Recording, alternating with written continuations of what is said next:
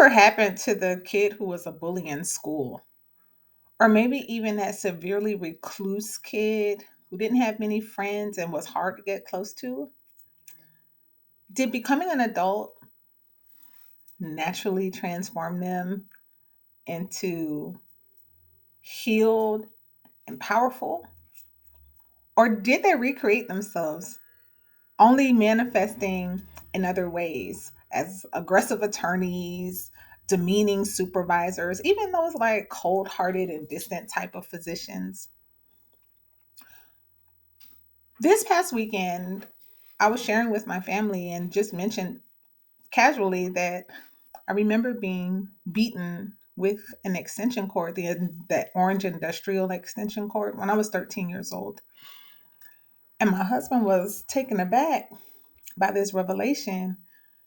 And he said, that was child abuse. And he was right. And I think what bothered him even more was how casually I mentioned it. And if you're wondering, well, how can you talk about it and you're not talking about hating your parents and the awful human beings that they were, because those beatings often left scars for days. Well, I had to learn and accept the truth of what they inherited as well and what it was that they had to give me, which is what they got as children.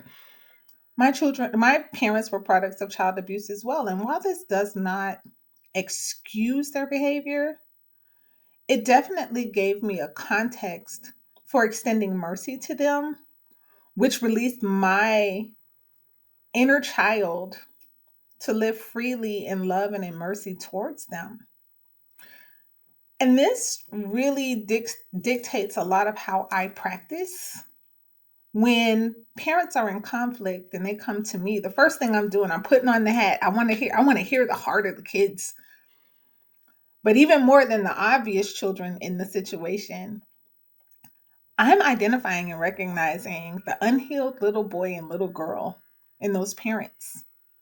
And I'm inviting them to spend some time with me at a playground where I get to share my snacks, my superpowers if you were beaten, my love and acceptance if you were rejected.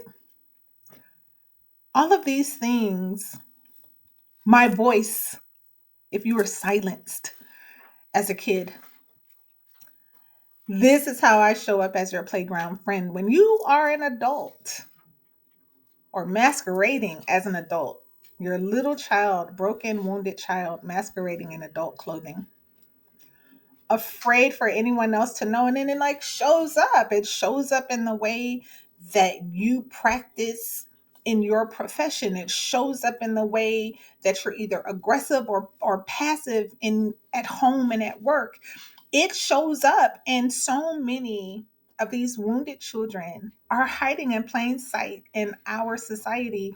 And I believe with everything in me that when we heal the broken hearts of children, we heal our entire nation.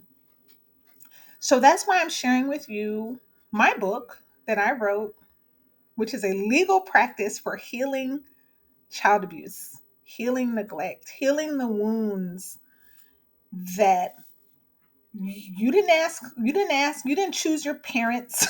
You didn't choose their brokenness, but you still have to live in this world and process it. Well, I have a legal resource for that, and it's called The Law of Care.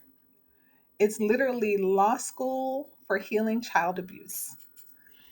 And I'm inviting you to purchase your copy today and begin the very painful but worthwhile journey of healing and releasing that broken little girl, that broken little boy, so that you can have healthier relationships with other healed adults.